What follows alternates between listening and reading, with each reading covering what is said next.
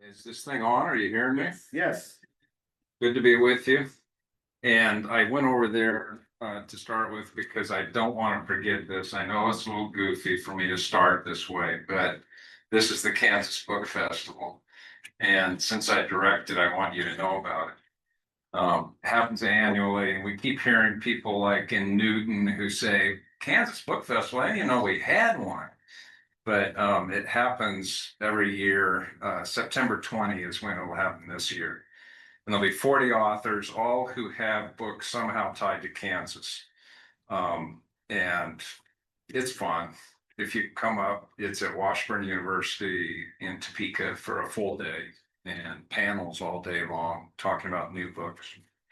Having said that, I'll go ahead and jump in. Thanks, Sam, for letting me come again. I had fun being here just a couple weeks ago. And it's fun to see some familiar faces here as well. I got a little surprised by this man here, Mark Rogers. I don't know if others know him, but walks up to me and asks me Tanastali, which is Amharic for hello, or, you know, I guess if you're going to go further, you'd say not you. Am I getting it right? Whatever, yeah. No, go ahead. Debilitated. Would that be appropriate for me? Yeah, okay. I said to him, Bazu Amrinya Alaukum, which means a lot of Amharic I don't know. Tanish, just a little bit. I think he knows more. But the two of us were in boarding school together in Addis Ababa, Ethiopia as kids and haven't seen each other for 30 years or something like that. So I was a little surprised. Question for you out the gate. Have others been to Africa? Anybody else? I just always think that's interesting. Where were you? We went to Kenya. Just 5 on a times. visit? Oh, you've gone 5 times. With the Diocese of Kansas. Okay, so with the Kansas to Kenya program? Yes.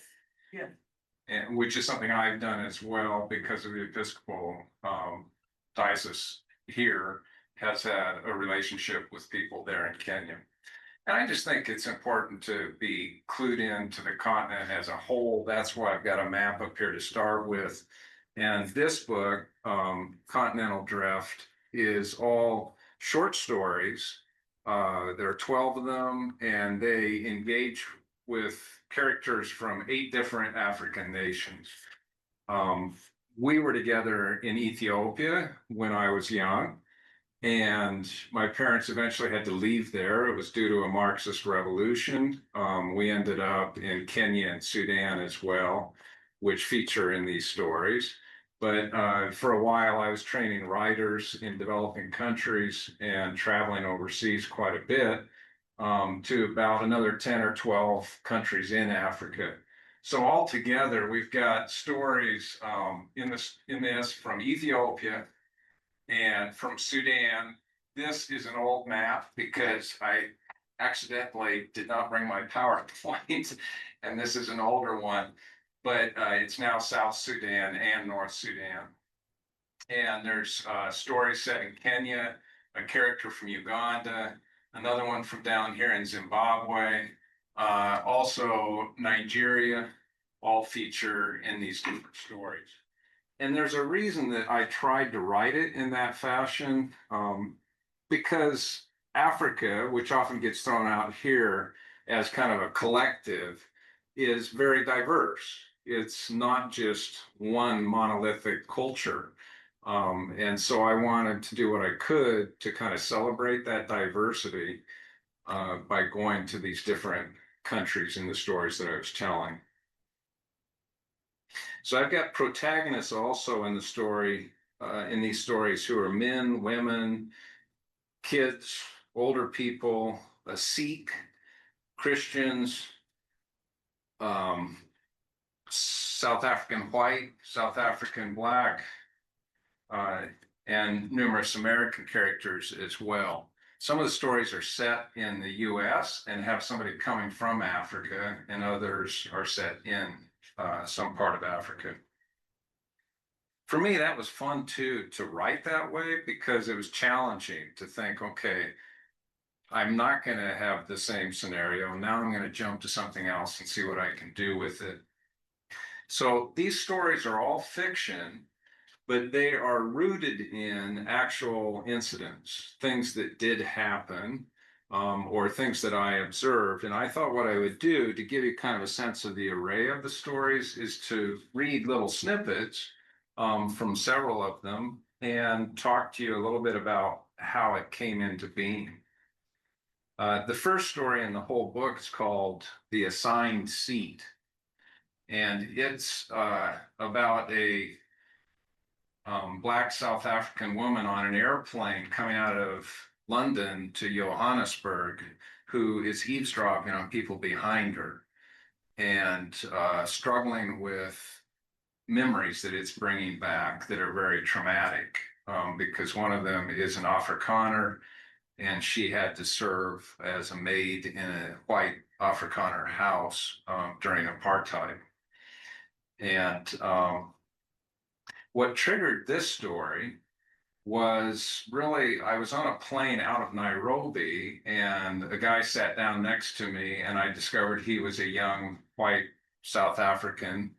And as we began to talk, it was his first time out of the country. He was only like, I would guess 22 or 23 years old. And I was very disturbed. At some point, he started talking about his father's shop. And he was saying, you know, when they come in, if they take something, you have to rough them up or they're not going to get it. And that kind of ugly, discriminatory attitude continued to bubble out as we talked, so that I found myself pushing back. At which point he said, well, what about your reservations? You know, what did you do to those folks? Which is a valid response, something that we have to think about. But here's the story beginning, just the first page or two to give you a sense of it. When Mama Nkoble boarded the plane at Heathrow, she paid no heed to the perky stewardess who greeted her in a pressed jacket and silk scarf, nor did she acknowledge the British businessman who had taken the window seat, even though he glanced up and collapsed his newspaper. As she settled into the aisle seat, she smiled, as if alone. This was her way of savoring what had happened 20 minutes earlier to the young Afrikaner at the X-ray machine. One of the security guards, a short black woman like herself, had made him take everything out of his suitcase. And though the Afrikaner had protested, this guard had taken her time. She had tossed his boxers on top of the pile, red ones with tiny bullfrogs. She had even taken out his medicines and asked him to explain. What's this for? She demanded, so that he had to talk about his irritable bowel in front of everyone, completely at her mercy, despite the bulging biceps under his green and yellow rugby shirt.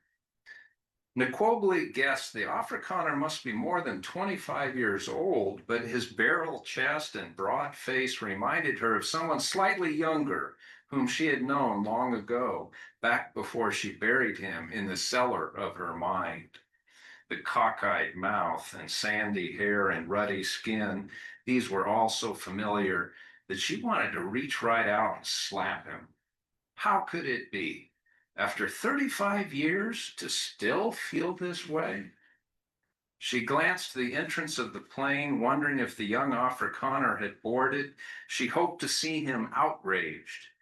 Then she could describe him to her fellow workers back at the township clinic, savoring how absurd he looked, like a wet rooster strutting. Instead, the fellow came onto the plane with a tentative smile, the sort people use when they worry how they might be received. Never mind, she said to herself, wondering why she had given him her attention. Long ago, she had put away any interest in his people. Why change now?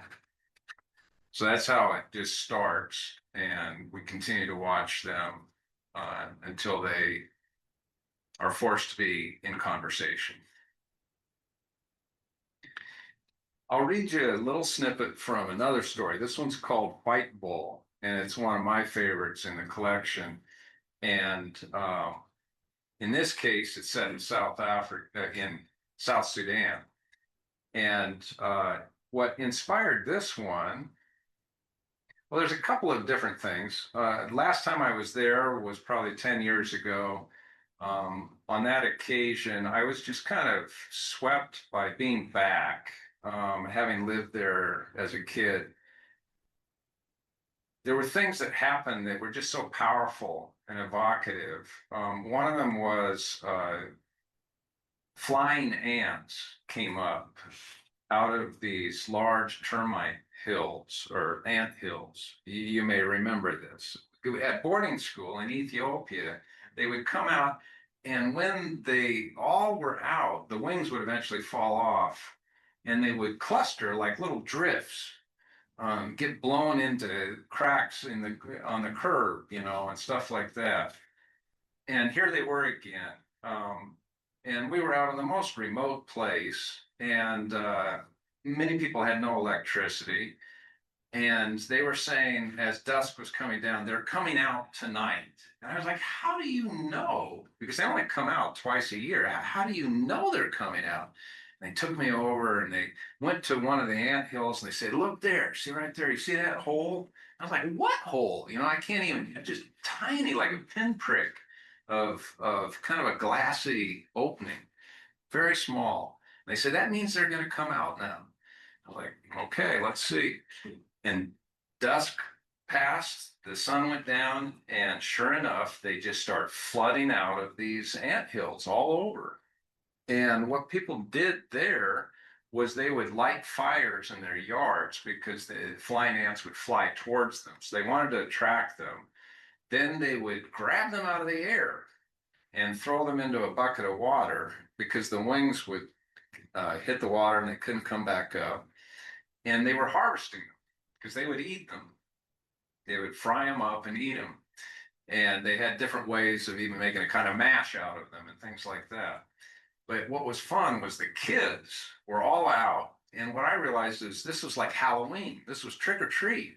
They were everywhere, grabbing ants and putting them into the buckets. And this little girl came running over to me. She was about 5 years old. And she had an ant. And she was like, here, you know, and she was just eating them straight.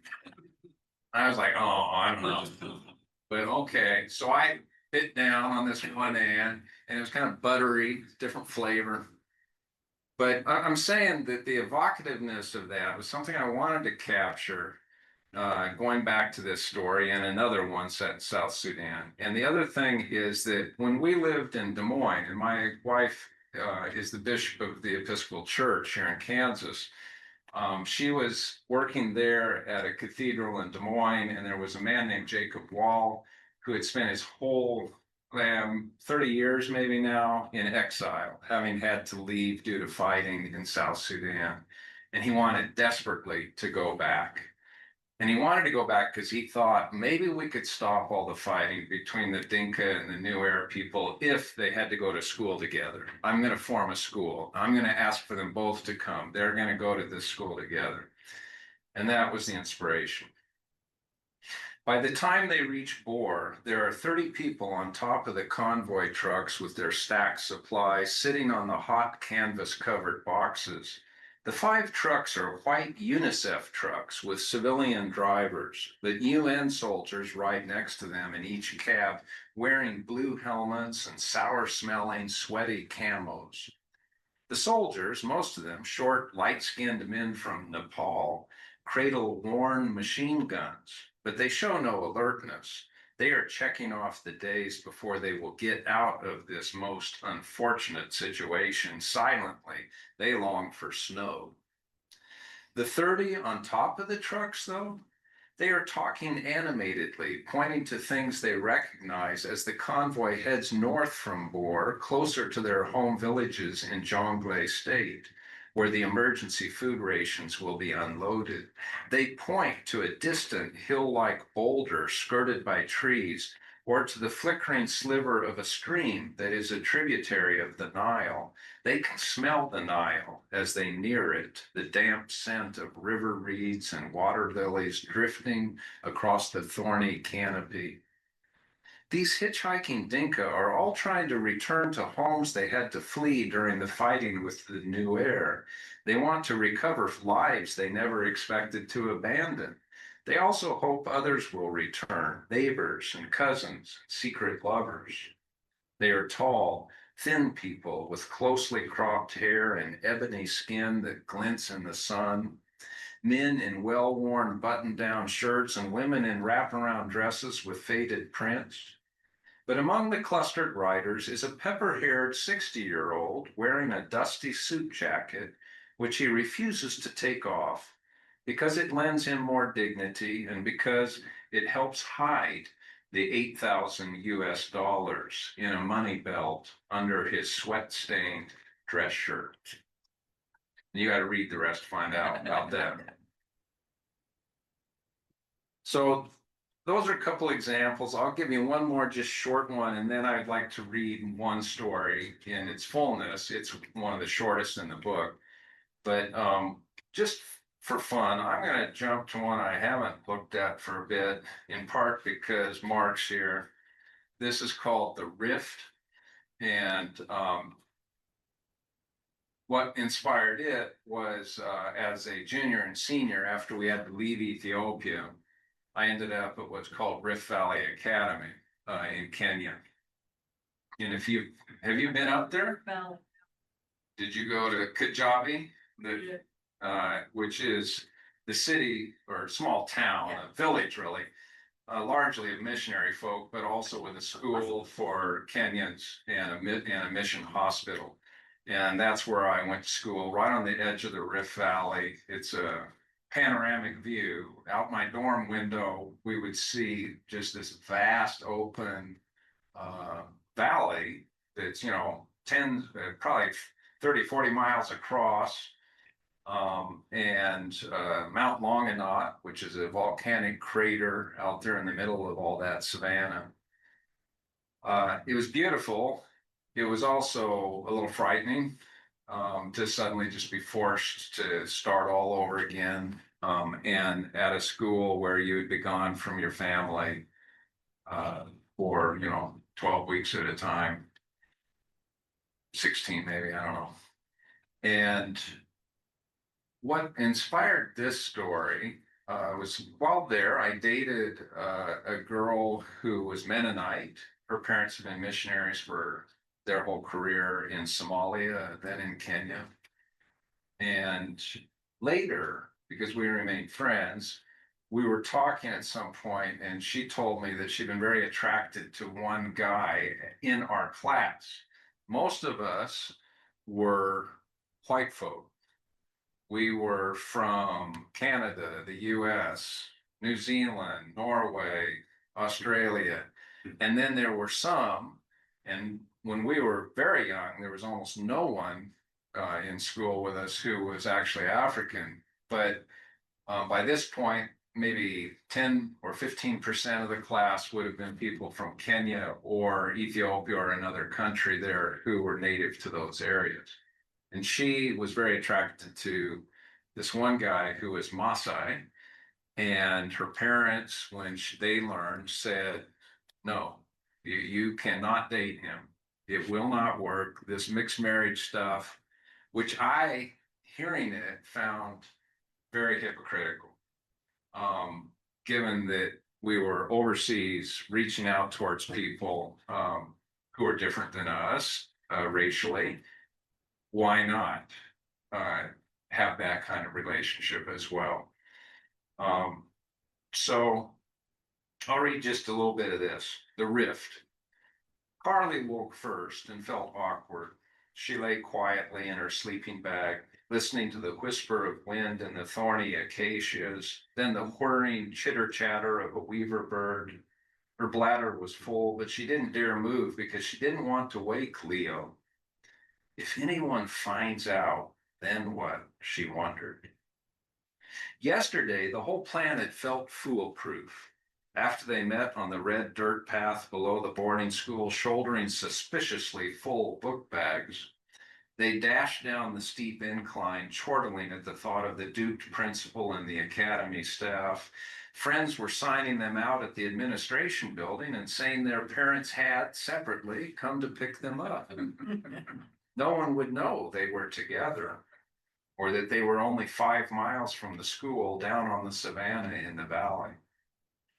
As they descended the winding, miles-long path that would lead them past the growing town of Maihu and out onto the grassy plain, the couple passed a dozen Kenyan children coming up the escarpment, headed home in bright red and gray school uniforms.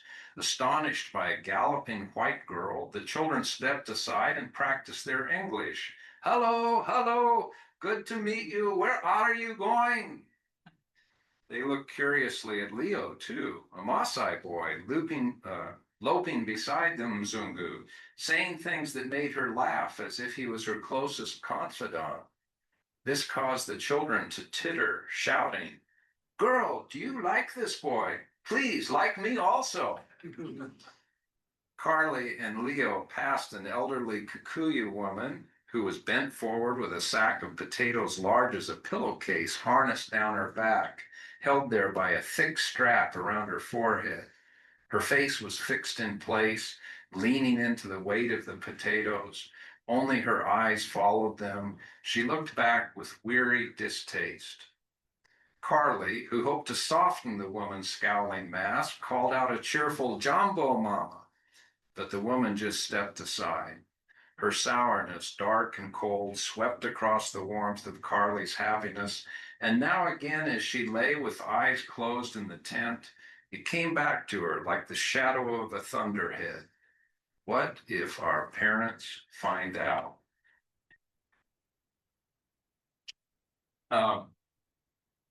That's the launch of the story. And it's at the end of the book because kind of was the closest to home in some ways. This book, it was interesting trying to write something that was, I think, working through stuff that I still have to come to terms with. And I don't know what your life has been like. Mine has been a mixed identity. And I think there's more of that in the world than we realize. So I don't know what your stories are, but there are different ways in which that occurs, that one feels like I'm here, but I'm also over here. And I sometimes felt like as a kid, I was like the chameleon, and I don't mean in the sense of trying to always hide myself, though that may have happened somewhat too. I mean it more in the terms of the eyes. The chameleon, if you watch one closely, has two independent eyes that rove and can look different directions, like two hemispheres, which I think is partly why it always looks drunk. And the chameleon, will kind of very cautiously move up a branch with those eyes whirling around, looking everywhere. But that kind of split identity and vision for me has been both difficult and I think also a privilege, because I do think it is really great to get the experience of living in somebody else's shoes and then looking, in this case, looking back at culture here in the US. And I think that people have that kind of split identity for other reasons, that, I don't know whether maybe when we get to the Q&A part of this, you might want to contribute how you may have experienced that somewhat. I don't think I bonded with people in Ethiopia, Kenya, or Sudan the way that I could have. And that's been something that I've continued to work through in the writing, I think. It wasn't until I was in college and I went on an internship to the Philippines, paradoxically, that I felt like for the first time I was actually really bonding with folks. And the reason was I was living in a squatter's house in a slum in Manila, and I was totally at their mercy. I mean, it was just me and this family of 4 in a box-like house that was just plywood with a tin roof up on stilts because it would flood underneath it. We were next to a river. And The kids would sleep on the floor. It was just plywood. Well, they did too. They got me a little cot and built a closet. I mean, I could touch all four walls in this. I'm not exaggerating. And that was my room. And in the morning, little Tom would come and knock on the door and say, "Halika na, you need to come now. Breakfast is ready." But I started to really feel like I was with people in a way that I hadn't been and just didn't realize as a kid. So the book, in some ways, and I think there's other books over here that I've written, a couple memoirs about those growing up years, have been a continued conversation with that past. I'm trying to work through it. The Americans, when they go overseas, sometimes don't get the best reputation. It's probably true of others as well, but maybe because we've had the means to go overseas to start with and have had a wide reach. They talk about the ugly American, and that reality can be there. But I wanted to kind of come to grips with that a little bit in the story that I'm going to read to you in its fullness. This one's called Number One Photo Op. And it is set in Nigeria largely, where my wife and I once went to visit. And we went on that occasion to Kano, which is high in the north, where a lot of the Hausa people and Fulani live. And it's got some bad press of late, because that's where some of those kidnappings occurred of girls at a school and that kind of thing. But it has an ancient civilization that goes way back. It's a fascinating place. And I remember going to what are called the indigo pits, where they still, after hundreds and hundreds of years, have these deep pits that they make indigo mixture in, and then they drop cotton cloth down in there and pull it back up, and it's this deep, deep blue, and they'll just lay it out on the ground and let it dry and then dip it again. And it was things like that that really grabbed me. But what triggered the story was there was a guy in the marketplace in Kano who would not release. He just kept following us everywhere we went.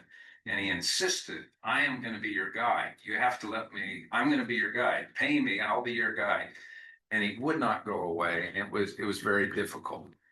So the story emerged out of that.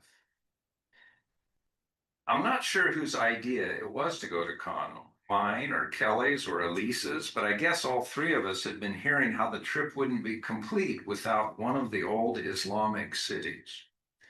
We knew Timbuktu was off limits. Supposedly you have to hire armed guards over there as protection against fundamentalists who sacked the city a few years earlier.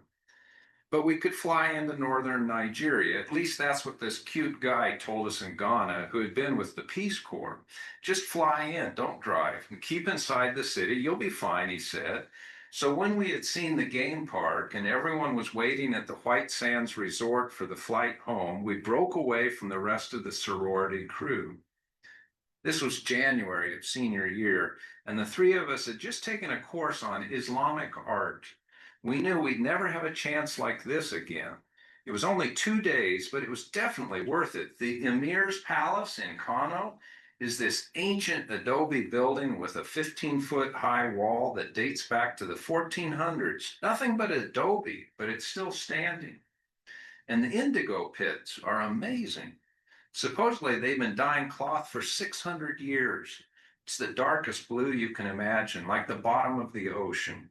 They just lay it out on the ground to dry, and you can walk around these big blue-black sheets, which means I got all sorts of great photos. Everything was so different, photo perfect. Women in long black dresses with hijabs, men in long white robes washing their feet outside the mosque or getting shaved under the shade trees. But it took the three of us out of our comfort zone for sure. We had to wear long pants and long sleeves to be properly modest, even in 105 degrees. And people kept speaking pidgin English, trying to get our attention, asking, Où say do they go? Which is basically, where are you going? After a while, Kelly got so bothered that she blurted out, none of your business, which seemed rude, but it didn't matter. If anything, people thought they might actually get a conversation finally. And there was this one young taxi guy who absolutely would not leave us alone. We had already spent half a day with a hired guide from our hotel, and since we were staying next to the Kano market, we had hoped, stupid us, that we might be okay for an hour on our own. Not a chance. This short, skinny kid who looked no more than 16 started trailing us in one of those motorized rickshaws that everyone uses as taxis. He kept driving down lanes behind us, even though he had to weave between people. How you day? He kept repeating. You want ride? Go chop, which is basically go eat at a restaurant. He was wearing a too tight soccer shirt and shorts that were so worn that they had permanent ring-like creases around each thigh. He might have been almost charming with his bright smile and a shaved zip like a lightning bolt over each ear, except that he was so obnoxious. He boasted over and over that he could take us to better shops or that he knew where to get the best photos. He reminded me of boys in high school, how they would act after a football win, out on full display, confident they were irresistible, except this guy was a lot scrawnier. My God, he was annoying.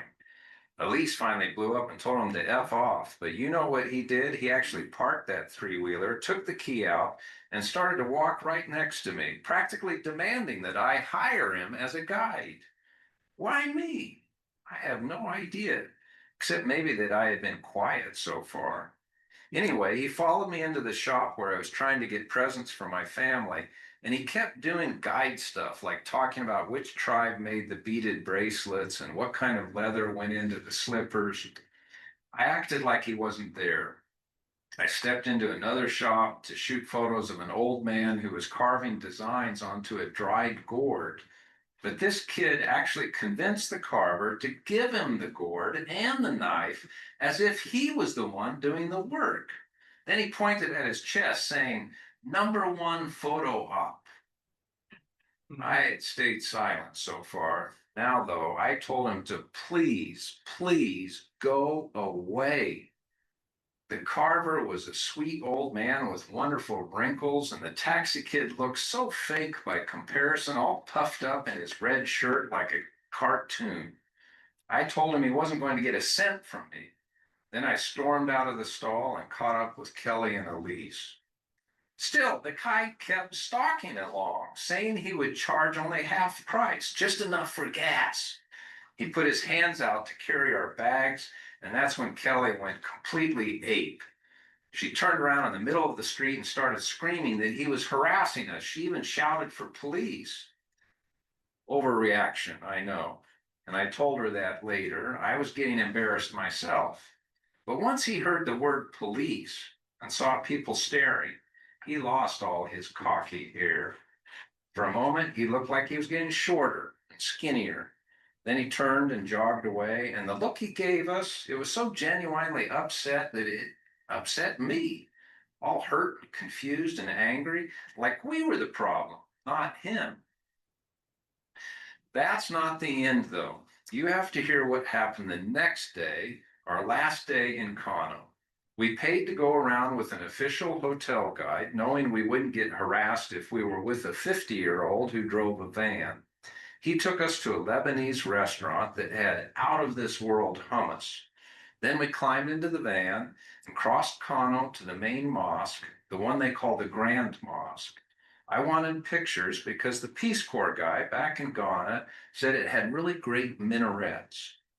But as soon as we spotted the minarets, we came around a corner and there was a huge crowd of men. A riot, actually, a big gang with clubs and rocks. The driver tried to back up, but the road behind was blocked by police with shields and guns, and the crowd started throwing rocks. We heard some loud pops, then canisters started flipping along the ground with tear gas squirting. I mean, it was something straight out of Hollywood. We ducked down as the mob swarmed. All those men were crazy mad, just screaming, Allahu Akbar. We learned later that some Christians down in southern Nigeria had killed a bunch of people in a Muslim village. That's why they were going berserk. But of course, we didn't know. They might as well have been protesting American tourists. They were shoving the side of the van so hard it could flip. Suddenly, there was a series of gunshots, honest to God shots, like from a machine gun. The crowd scattered, and the driver hit the gas, swerving around a row of big stones. We were crouched on the floor, practically crying, but I lifted my head to look back. Then the rear window shattered into a million pieces, and a fist-sized rock bounced right off the seat next to me. The whole crowd was ducking and fleeing, except one short guy who was chasing behind us in flip-flops. I could tell he was the one who had thrown the rock because he seemed so focused on our van. Anyway, he saw me peeking over the back seat and pointed. Then he lifted his hands like he was holding an invisible camera. And I realized he had buzzed hair with slashes of shaved scalp around the crown. Swear to God, it was the same kid who had given us all that trouble. He was still in those hoop shorts and the too tight Arsenal shirt. He just stood there as the guy drove us away, and he held his fingers in a frame, looking through that square, which was totally strange to be there with so many people stampeding, but to have one standing still, staring back at me. I don't know why, but that moment, the 1 or 2 seconds with the broken window and that guy looking at me through his fingers, that's what stays the most when I think about the whole trip. Even the days at the safari park or the snorkeling at the beach or the cultural dances. It's so bizarre because I'm still not sure about the kid. He's a problem, no question. But he got my attention. You know, I can't find a single photo of him. I can't even prove he exists. But now he's more real than the palace or the indigo pits or the guy carving the gourd. He's more real than all the other stuff I shot on our trip. And I can't help wondering what kind of house he lives in, what his family is like, and whether he came out of that riot okay. He was being such an idiot, just standing in the middle of it all, skinny as a stick. I mean, there were guns going off, real guns. But he kept grinning at me and holding up that invisible camera as if no matter what, he had to get one last shot. So I'll stop there.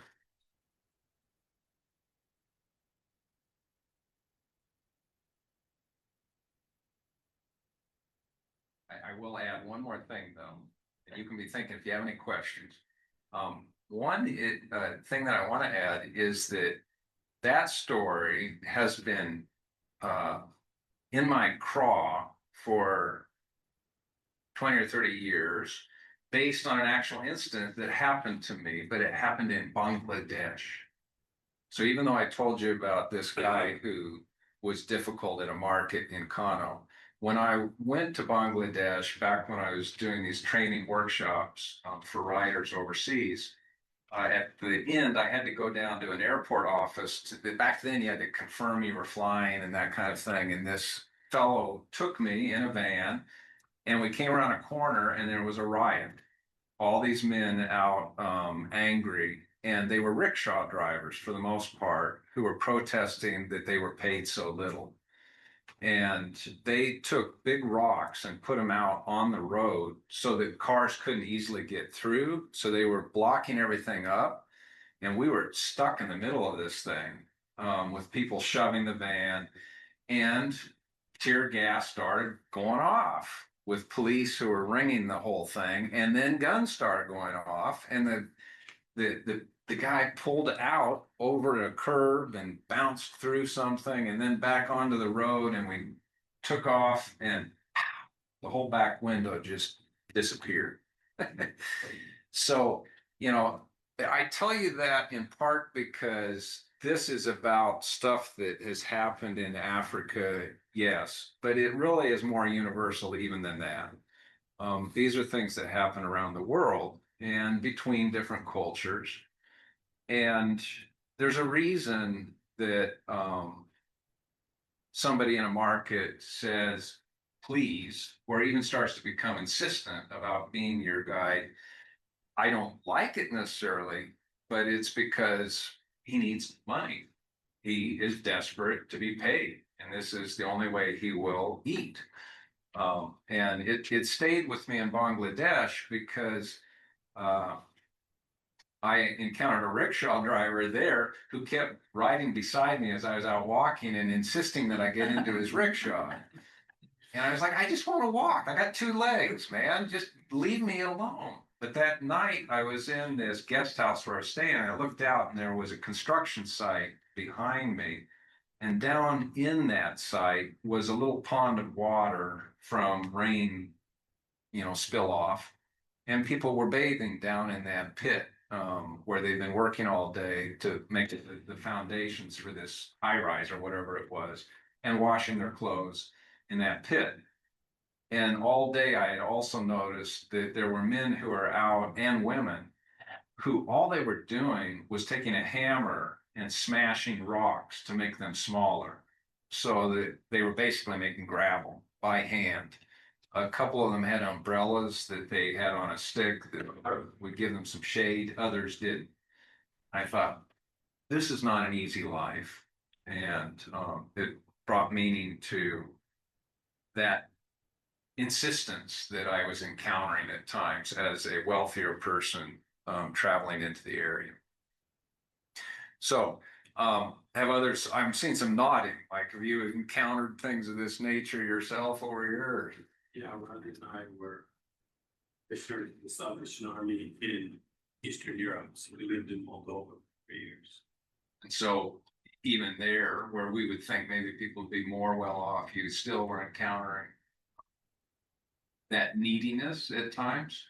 It's the poorest country in Eastern Europe, so minimum wage is about, It is. yeah. So minimum wage is about 60 cents. There's like street children, and not a few, but in Chisinau, there's just so many. But what I noticed as I went around, a lot of people, they just even wanted to get a photo with you so that it would give validation. Kind of validate. This is my story and I exist. And Here I am. I've gone back on a couple of occasions to give actual photos to people where I've taken them like that. And kids have always loved to look at the camera. Now we have these electronic ones and actually see the image, and I've enjoyed sharing that at times. But yeah, We were at a college where 26 officers from around the world were together. sorry, can you say that again? I got We were terrible at hearing. a 26. college. We were at a college where in England, but where 26 officers from around the world gathered together, and we spent 2 months together. So I spent a lot of time with officers from Africa and other places. I remember one speaker asked, "How many of you have been held at gunpoint?" And everyone raised their Everyone hand, put their hand up. Wow. except if you were from America or Scandinavia, Wow. Australia, but every other place in the world, all those people have been held violently at gunpoint at one time or another in their lives. And I think sometimes I forget We that other don't people realize face it. on a daily basis. Yeah. Yeah. You mentioned the conflicting identity, Yeah. and I noticed it in this story of the guy in the Bermuda shorts and on there, the short shorts and the soccer shirt. Mhm. He's African, but he's dressed in American clothing. And his father, they didn't really, they grew crops and they bartered, but he needs to earn money to feed himself. And his conflicted, he wants to be American, he wants to help Americans, he wants to spend time with the Westerners, but he's Nigerian and he's trying so hard. And you contrasted him with the carver who was maybe more quote unquote African. But I see that conflicting identity there in your story as well. Yeah, I think that's very true that sometimes people who are guides are intentionally trying to dress across kind of, to be more approachable from somebody from the West. And it made me think when we were in South Sudan, and this is in like 1978 or 79, that's a long ways back. And boy, it took us days on sitting on top of a lorry, driving off into the desert. We had to sleep overnight up on the supplies. The guy just parked in the dark, and there were 20 other people, most of them Dinka, with us who were sleeping on there. And it just felt so removed. There was no lights at all, just darkness. My brother actually walked right off the truck in the middle of the night because he sleepwalked and landed on his side, started wandering off into the desert. And the guy went and got him, who was sleeping by the wheel, and brought him back. We didn't know. And the next day, Nat's like, man, my hip really hurts. This guy had to explain with kind of sign language and Arabic what had happened. What I'm trying to say is they're so removed, we would run into kids wearing Dallas Cowboy t-shirts. And it just felt like so weird, And but it's used clothing from America is big business. yeah, And Yeah. the used clothing market can suppress their own indigo dye market. yes, For yes, they clothing. can It's compete more with what conflict there. already Who am I? exists.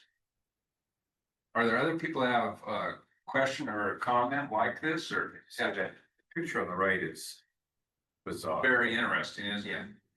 We didn't talk at all about that, but when I've taught African literature, I always try to help people to know how split up the whole continent became. What were you noticing? Was it split with any rational thought? No. The only rational thought was, what can we get? And people started to make inroads, and then they would build on that. And so, the British had the biggest influence. Here they are down in the South, and some of that happened because here was very important. They had to get around this to do trade up in India and everything. So they set up a place with a hospital and supplies and such, and then it just kept going. Up in the north, Sudan, Egypt, that area, the British as well. The French were closer to this area and started to take it, and they kept expanding. Then there were the poor Germans, all they could get was this. And then the Belgians is one of the ugliest stories in Africa, them taking the Congo. And if you want to read a very powerful book, but very sobering, there's one called King Leopold's Ghost, which is about their occupation of the Congo. And they were going in trying to get rubber because that was kind of like black oil now, oil being so important. And they were eventually going to villages and saying, go get a quota. You had to reach your quota. If you don't reach your quota, we're going to whip you. And then eventually even cutting off hands if people did not come back in with their quota of rubber from the forest around. So that's a very brief response. And here, I just want you to notice something. Ethiopians are very proud of this. They were the only country in Africa that was not colonized. Why? I'm not entirely sure. One thing though is it's very mountainous, ringed by mountains, hard to get into. The Italians tried to take it. They did have occupation of Eritrea, that little slip up above. And they tried to come into Ethiopia in the 1890s, and they were defeated in a huge battle at Adwa and forced back out. But I don't know if you have anything to add on that. You may know more history. If you look at the orange, it's almost a lot. Look at the British, the orange from Egypt down to the South Africa. If you look at the French from the West, Senegal, straight across, and then there's orange in the middle, but you go all the way across French Djibouti on the far east. Yeah. And in the late 1800s, there was a race. Britain was trying to build a railroad from the north all the way to the south. And France was trying to push from the west all the way to the east. And they met in South Sudan. the British and the French. And the British were ready to back out and give it to Sudan, but Moved to France. to France, sorry. But it was a Disraeli affair. He was a general of France. And he had some scandal. And so to protect that scandal, Disraeli and the French government backed away and gave it to Britain. Huh. Why? But if French, and then that created North and South Sudan, brought them together. But then there's been a conflict there for 100 years, still today. Hmm. But if they would have let the French have it, maybe the conflict would not have got as bad as it did. I don't know. But it's just No, I don't. the irony and the inconsistencies and the greed and the envy and it's just miserable what they've done to Africa. There are these natural boundaries, rivers, lakes, mountains that did contribute to the lines we see up there somewhat, but you're asking, was there a rationale to it? And so often there wasn't. And so like in South Sudan, I spent time that when I said 11 years ago and where I was seeing the flying ants and getting to hang out with folks for a while was way down here near to the Congo and Uganda. And here are people called the Zande, Zande, but they were split by this line because a lot of them lived down here in the Congo. And so in fact, people were walking across the border back and forth going to market while I was there. But there's a whole group that would also extend into Uganda of the Zande people, all divided by those lines that were so arbitrary. And that happened over and over. That didn't change. Sorry? That didn't change when they got independence. No, it didn't. The line remained. And so there were still people on both sides. You talked last time about some of the fluid border, and we had friends in northern Somalia, right? I think it's Somaliland now. And they didn't know it's as if they didn't know there was a border. Yeah. The guy we went to school with, Ahmed Ali, was a camel herder, and they went where they went. Well, it keeps getting harder and harder for that to happen. And the borders are getting more and more strict, just as they are here too much. But in South Sudan, when we were living there, we were closer to here as a kid. And what I found fascinating even then, and I, was clueless about history and everything, was that the Fulani people are nomadic.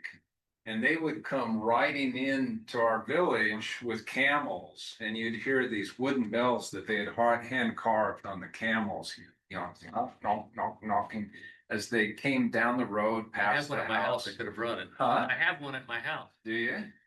I have one too. They were so beautiful, Yeah. and so hard to make. Think of it, carving out a bell shape and putting the clappers in there and everything. And they would have on the camels a kind of hooped sticks in a group that they had bound together. Sometimes they would make a kind of awning that the rider could be underneath if maybe it was a woman with a child as they were going down the road. But these Fulani people at that time were coming from way over here. They were crossing these borders and going across just whenever they felt like it back then. And the Fulani can be found here All the way to in Senegal. Nigeria. So they could cross all the way over All the way to Senegal. to Senegal Yeah, as they're well. all the way So across. even further to the west. And that was just fascinating to me. And it was fascinating too to have a vehicle that broke down and us kind of lamely lying around wondering what to do. And one of the Fulani men came in on a camel and got down, and he opened up, we couldn't speak Arabic very well at all, hardly. And he opened up a Newsweek after he got off the camel and was talking to us, trying to point because Jimmy Carter had just been elected. He wanted us to know. And I thought, well, that's very interesting. Oh, South Sudan. This man knows more than I do about the United States. Yeah. Other questions, anything that you're wondering or things you want to chip in? I have a question. you know, reading your book a little bit and listening to your excerpts, and I think you have a really good way of sort of when you're doing description about how people are feeling or what they're seeing, you know, of sort of folding in these, you know, the images, the metaphors and expressions that stop it from being sort of, you know, the prose stop it from being quotidian, but it also doesn't disrupt the flow, you know. You know, doesn't stop you too much. Is that, I mean, how do you do that? Are you talking about dialogue? The dialogue, and I should go get the book in front of me, but like there was, I don't remember if it was a part that you read or a part that I read to myself, but about like like someone's expression was like a thunderhead, and then you kind of carry that thunderhead metaphor into a slightly different slightly different angle a little bit down the page. You know, just the sort of the artfulness of your writing is that just through a lot of must be through a lot of like revision and crafting and tinkering with the story. Yeah. That what I would say is the main thing. Yeah. Dialogue has always been difficult for me. My wife hears things and then, you know, like she'll listen to a musical and then the next day be singing all the songs. And I can't remember any of that in terms of oral stuff, but I'm very visual. So visual description comes to me pretty quickly. And I do really like the metaphors that help to say, well, if something's hard to describe, well, then describe what it's like. And so finding metaphors or similes is something that I probably do pretty well. I always am happy when somebody says the dialogue really felt like it was distinct because I've had to work hard at that over time. And I would say that with my writing, I tend to overwrite. I've learned with even paragraphs or whole stories that at the end, I'm always saying it too much. I'm still trying to get it across like I'm doing right now, where I just keep saying it and you already got the point. So I have to go back and cut off stuff. And that's part of that revision process. And then I think it's natural to overwrite. And then the important thing is to go back and trim out so that it can just flow. And so there's a process where by the end, I'm doing a lot of, well, how could it be shorter? Because I've worked hard on trying to find things, but some of it's repeat, some of it's not as distinct, and some of it's slowing the flow and just trimming at the end. Yeah. I think one of the problems that I have is generalizing about what a group is. You know, that all the Kenyans are Kenyans. Well, No. there are Kikuyu. Yeah. And when we went to one particular village to do a clinic, the church was required to get a guard. Because if we treated one group of tribal people in a different way, there might be disruption. Because both groups were going to be there. Okay. And if they suspected that somebody was being discriminated against, there might be an outbreak. And so just, you know, the things that we can't know because they all look the same to me and they dress the same and they ate the same stuff, but probably that's not what they saw. No. And so, and the same was the big mistake I made when we had a visitor exchange student when I was in Topeka who I said, "Oh, are you from India?" And he said, "No, Pakistan." Oh, There is a difference. oh. As Yeah. we're seeing right now. That Yeah. we're just illiterate. We're limited and we don't necessarily know that, so we make a lot of mistakes. Well, one of the things that has been an uphill climb on this book is that I've known the whole time I was writing it, that there has been a kind of movement in recent time in literary circles for what we might call own voice. As in, I am Kikuyu, let me write it. Yes. Why are you writing about me, because you aren't actually of the culture. The reason that I have gone ahead and attempted not only to tell just about Ethiopia, which is the country I would know best of all of these, is that I feel strongly that though that there's validity to that, and it's important for people to be given that voice and to be allowed to speak and tell it even better than I could. I still think that the imagination is given to us for a reason. We tend to put ourselves in silos and think we know others when we don't. And the imagination is a way of trying to reach out beyond into the other realm and say, well, I'm at least trying to sympathetically understand what your life is like. And I don't think that we should all retreat back into silos. I think that could be disastrous and is happening too much.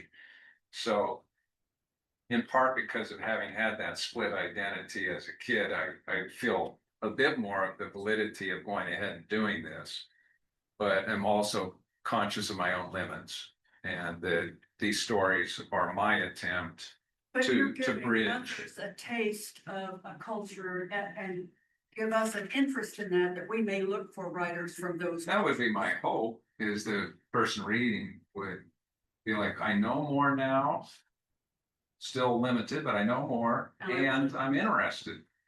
I would want to know more.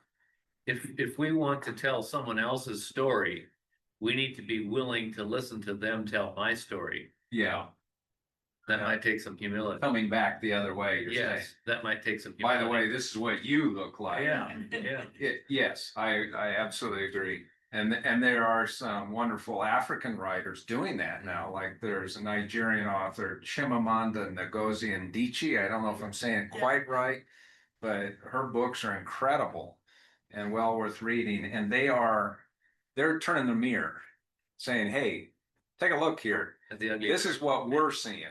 And You know, our book club, one of our book clubs here recently read Devil on the Cross by Ngugi.